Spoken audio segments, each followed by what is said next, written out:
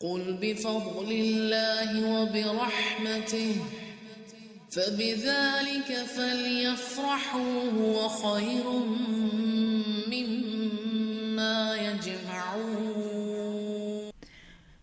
صحیح بخاری کی روایت ہے 1130، اللہ کے نبی صلی اللہ علیہ وسلم اتنی دیر تک کھڑے ہو کر نماز پڑھتے رہے کہ آپ کے قدم یا پھر آپ کی پنڈلیوں پہ ورم آ جاتا۔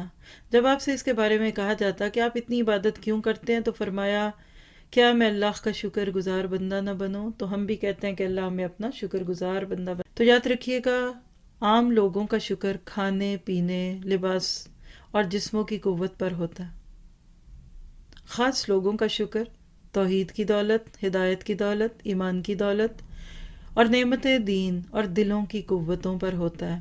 اب آپ دیکھ لیجئے کہ آپ کن لوگوں میں خاص ہیں کہ عام ہیں۔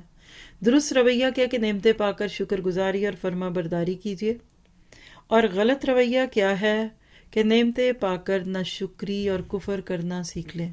اللہ تعالیٰ آپ کی میری بہترین تربیت کر رہے ان آیتوں میں۔